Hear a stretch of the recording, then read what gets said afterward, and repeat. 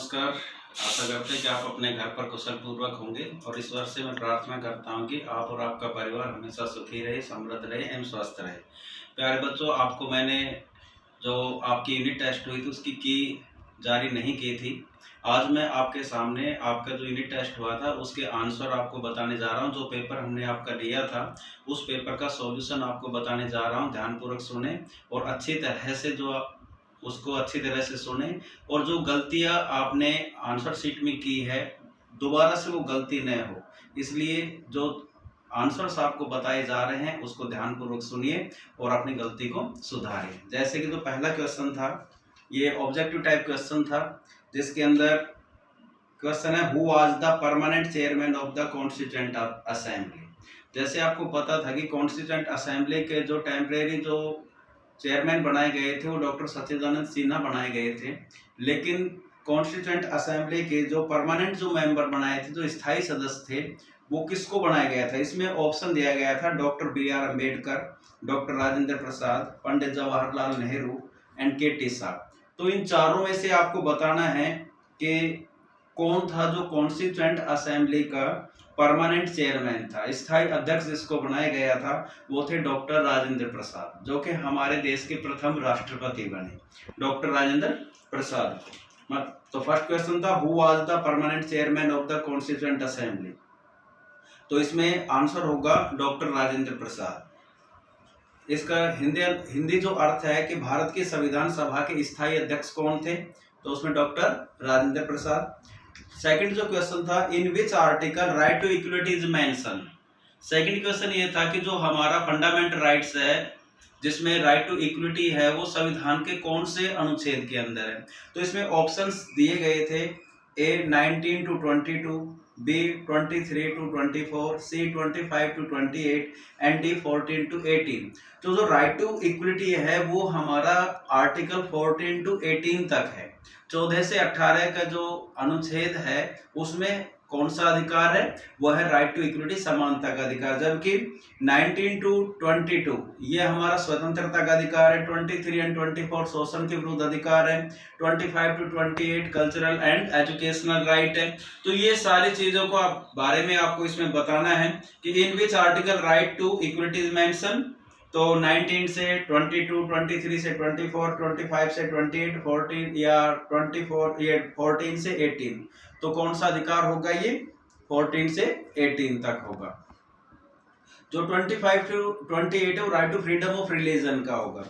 तो what is the tenure of the members of election commission. जैसे कि election commission के बारे में हमने आपको बताया था कि पहले हमारा जो इलेक्शन कमीशन था वो एक सदस्यीय था, लेकिन बाद में इसको बहुसदस्यीय बनाया गया। तो इलेक्शन कमीशन के जो सदस्य है उसमें एक चीफ इलेक्शन कमिश्नर होता है और 2 उसके सदस्य होते हैं।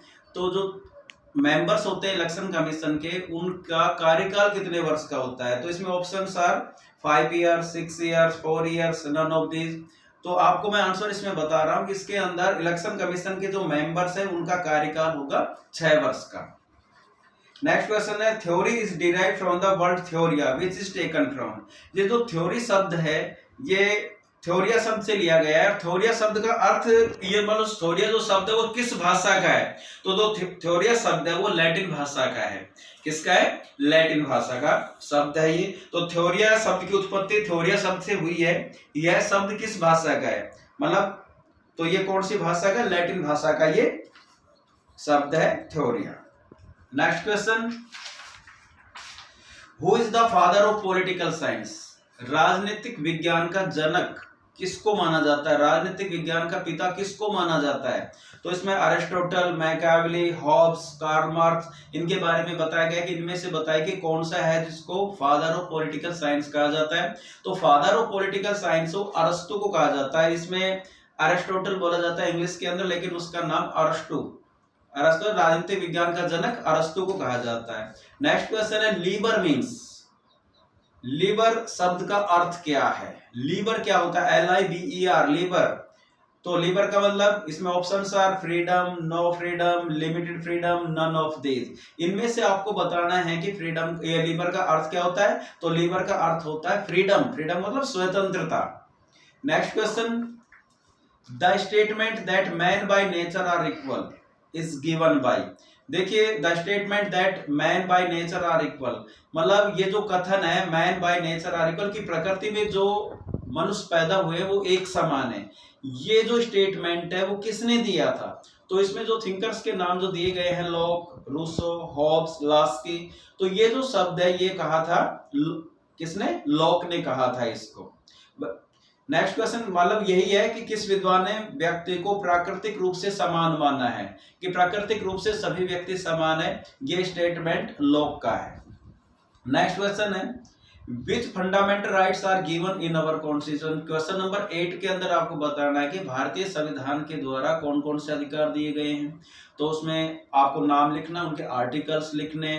तो भारत जो हमारा ओरिजिनल कॉन्स्टिट्यूशन है उसमें तो 7 राइट्स थे, लेकिन उसमें राइट टू प्रॉपर्टी को रिमूव कर दिया गया, उसको एक लीगल राइट्स बना दिया गया। इस प्रकार से हमारा जो कॉन्स्टिट्यूशन है उसके अंदर जो फंडामेंटल राइट्स है वो 6 है। तो इसमें उनमें आपको नाम विद आर्टिकल आपने बताना, मेंशन करना है कि right to equality 14 to 18, right to freedom इसमें 19 to 22, right to against exploitation है जो वो 23 and 24। इसी तरह से जो right to freedom of religion है वो 25 to 28 है, और 19 to जो 30 है वो कल्चरल एजुकेशनल राइट है, और लास्ट 31 राइट टू प्रॉपर्टी उसको रिमूव कर दिया गया, और article 32 right to constitutional remedies है। इसके बारे में आप लोगों को बताना, ये लिखना है।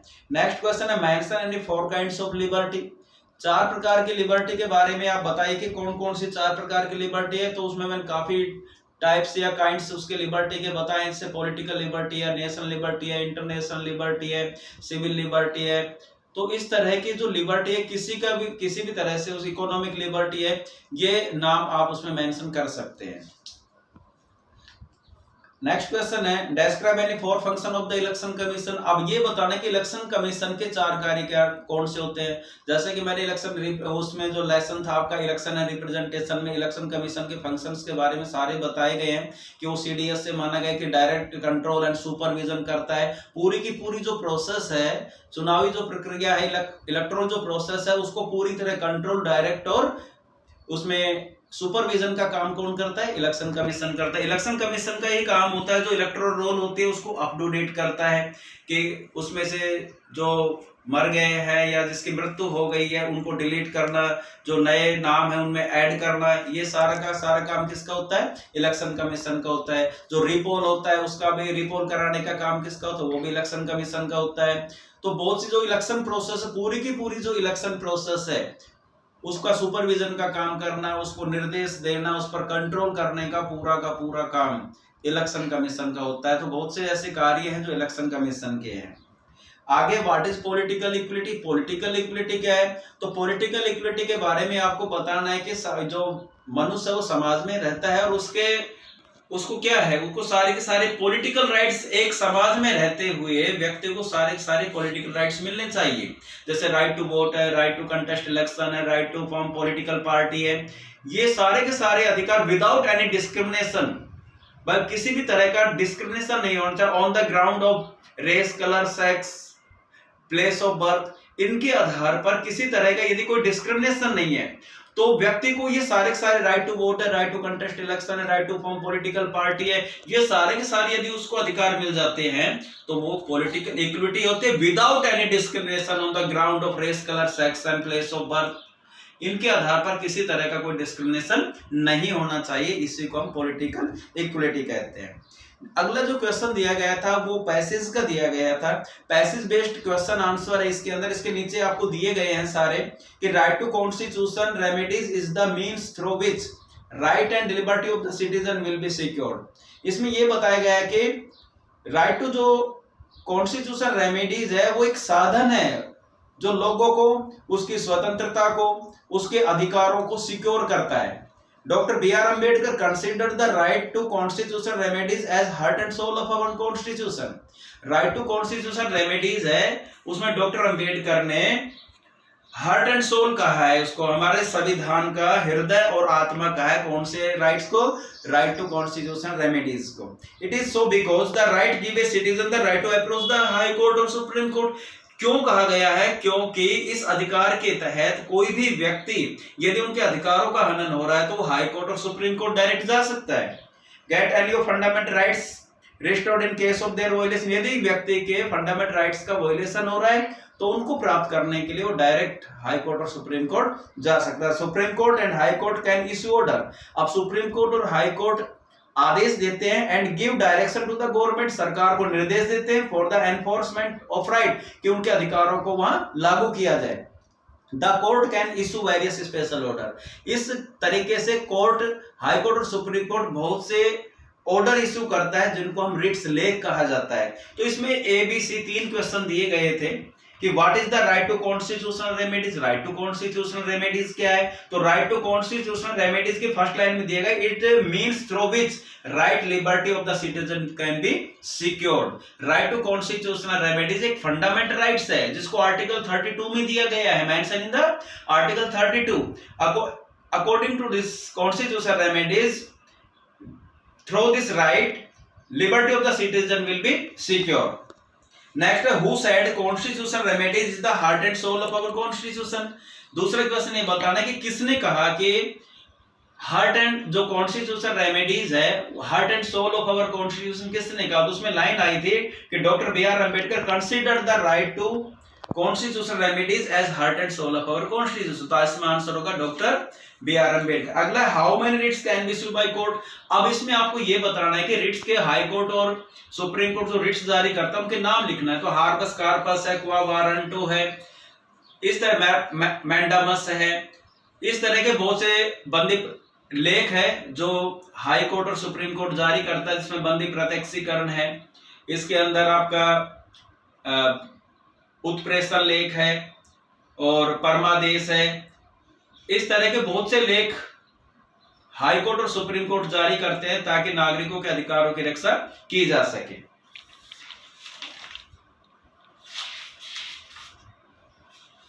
आगे भारत के संविधान की मुख्य विशेषताएं बताने, क्या क्या फीचर्स है भारत के संविधान की। तो भारत के संविधान की बहुत सी फीचर है। इसके अंदर आपको बताना कि जो इंडियन कॉन्स्टिट्यूशन है वो कैसा है, डिटेल्ड एंड बहुत ही वाइड कॉन्स्टिट्यूशन है। इसके अलावा आपको बताना है कि जो इंडियन कॉन्स्टिट्यूशन है उसके बारे में, ये फंडामेंटल राइट्स के बारे में, फंडामेंटल ड्यूटीज के बारे में, या सिटीजन को इसमें राइट टू, ये फंडामेंटल राइट्स है, राइट फंडामेंटल ड्यूटीज है, directive principle of directive principle of state policy के बारे में इसमें बताया गया है। Power of organs of the government और किस तरह से गवर्नमेंट इसके अंदर बनेगी, वो सारे के सारे फीचर है। किसकी फीचर है? वो इंडियन कॉन्स्टिट्यूशन की है। इंडियन कॉन्स्टिट्यूशन के बारे में हम ये भी कह सकते हैं कि बोरोइंग कॉन्स्टिट्यूशन है, दूसरे देशों से भी इसको लिया गया है। ये पार्लियामेंट्री फॉर्म ऑफ गवर्नमेंट है, इसके अंदर इंडिपेंडेंट जुडिशरी है। तो बहुत सी ऐसी चीजें हैं जो हमारे इंडियन कॉन्स्टिट्यूशन की है, जो इन विशेषताओं के बारे में, आपको सारी की सारी चीजों के बारे में ये जो फीचर्स है वो इंडियन कॉन्स्टिट्यूशन के हैं। तो इस तरह से आपका ये यूनिट टेस्ट होगा। इन क्वेश्चन को अच्छी तरह से आपने दोबारा से भी इनको लर्न करना है। ये आपके जीवन में बहुत आएंगे, बहुत इंपॉर्टेंस रखते हैं और परीक्षा के लेवल पर भी बहुत ही अच्छे हैं। इस तरह से आपको इन क्वेश्चन को अच्छी तरह से लर्न करना है। Thank you.